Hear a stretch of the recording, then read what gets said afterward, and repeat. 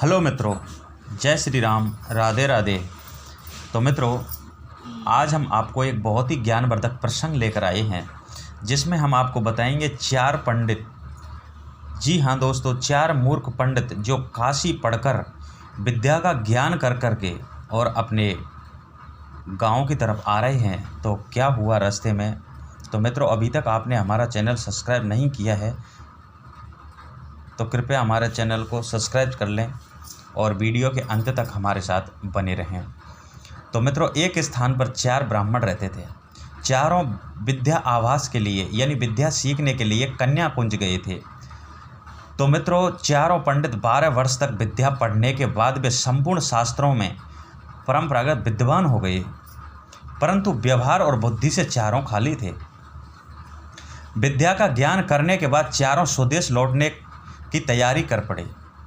कुछ देर चलने के बाद रास्ते दोनों तरफ जाता था।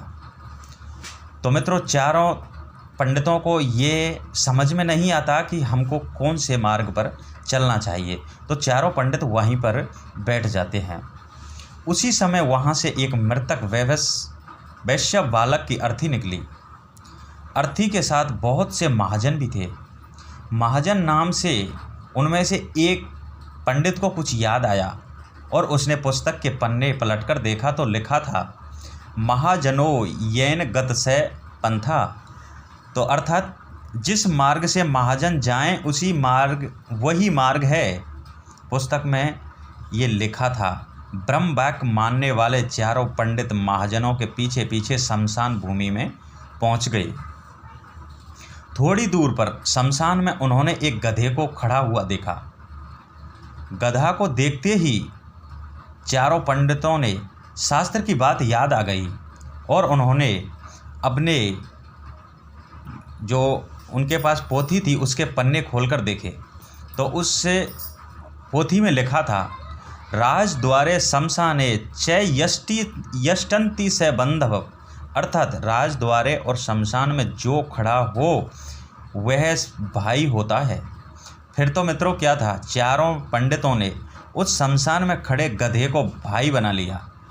कोई उसके गले से लिपट रहा है, कोई उसके पैरों को लपेट रहा है, कोई हाथ जोड़ के प्रणाम नमस्कार कर रहा है और चारों उसको बड़ी अच्छी तरह से उसकी साफ़ सफाई करने लगे और दुआ सलाम करने लगे। इतने में एक ऊँट इधर उधर भाग रहा था।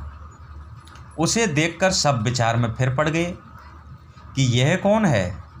12 वर्ष तक विद्यालय की चार दीवारी में रहते हुए उन्हें पुस्तक में के अतिरिक्त संसार की किसी भी वस्तु का ज्ञान नहीं था। ऊँट को वेग से भागते हुए देखकर उन्होंने एक पुस्तक में लिखा वाक्य फिर से याद आ गया।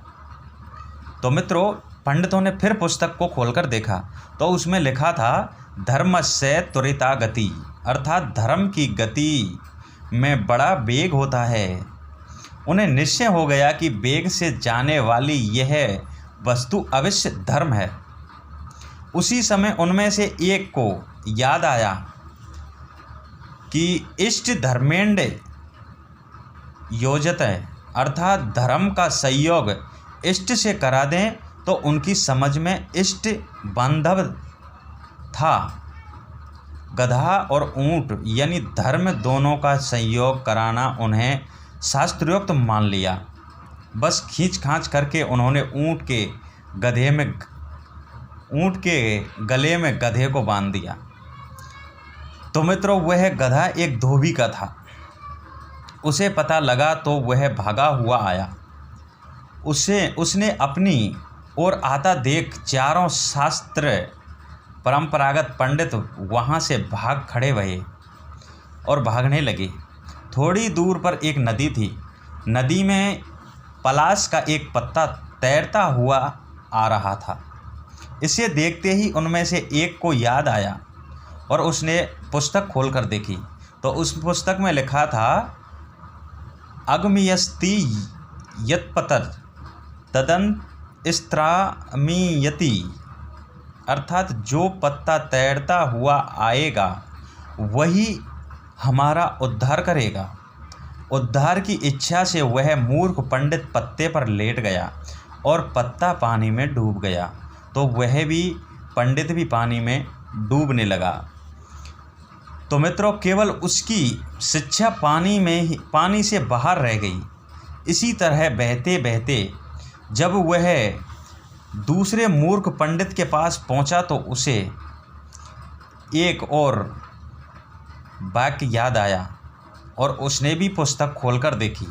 तो उस पुस्तक में लिखा था, सर्वनाशे समुत्पन्ने अर्धज्योतति पंडिते, अर्थात संपूर्ण का नाश होते देखकर आधे को बचा लें और आधे का त्याग कर दें। यह याद आते ही उसने बहते हुए पूरे आदमी का आधा भाग बचाने के लिए उसकी गर्दन पकड़कर और गर्दन काट ली। उसके हाथ में केवल सर का हिस्सा ही रहा था और उसका पूरा शरीर पानी में बह गया। उन चारों के अब 3 रह गए। गांव पहुंचने पर तीनों को अलग अलग घरों में ठहराया गया। वहां उन्हें जब भर भोजन दिया गया तो एक को सिमैया को यह कहकर छोड़ दिया कि एक को सिमैया परोसा गया। फिर जब उसको सिमैया परोसा गया तो उसने अपनी पुस्तक खोलकर देखा। तो पुस्तक में लिखा था मित्रों, दीर्घ सूत्री विनिश्यन्ति, अर्थात दीर्घ तंतु वाली वस्तु नष्ट हो जाती हैं। तो मित्रों, उसने उस भोजन को नहीं किया। दूसरा जो पंडित था उसके लिए रोटियां दी गई थीं। तो मित्रों, रोटियों को देखते ही पंडित ने अपने पुस्तक को खोल के देखा तो उसमें लिखा था, अति विस्तार विकर्ण तंद्र वेगन चिरय्यसम, अर्थात बहुत फैली हुई वस्तु आयु को घटाती है। तो इसलिए उसने भी खाना नहीं खाया। तो मित्रों, तीसरे को छिद्र वाली वाटिका दी गई थी, यानी कोई टूटी हुई थाली दी गई थी। तो उसने उस थाली में भोजन और टूटी हुई थाली को देखते ही उसने अपनी पुस्तक को खोलकर देखा और उसमें लिखा था, छिद्रेशनार्था बहुली भवंती, अर्थात छिद्र वाली वस्तु में बहुत अनर्थ होते हैं जो भोजन करते हैं। परिणाम यह हुआ कि तीनों की जग हंसाई हुई और तीनों रात को भूखे सो गए। तो मित्रों, इस कहानी से यही शिक्षा मिलती है कि आप कहीं पर भी शिक्षा प्राप्त करो, लेकिन शिक्षा को अधूरा प्राप्त मत करो। शिक्षा को पूरा लेना चाहिए और उसका पूरा ज्ञान रहना चाहिए, तभी उस शिक्षा का आगे विकास करना चाहिए और अगले वाले पर उस शिक्षा का प्रभाव डालना चाहिए। और जब अब हम शिक्षा में अधूरे हैं तो हमें दूसरे के सामने अपनी बुद्धि और गुणों का बखान नहीं करना चाहिए। तो मित्रों, यहीं पर हमारा वीडियो समाप्त होता है। जय श्री राम, राधे राधे।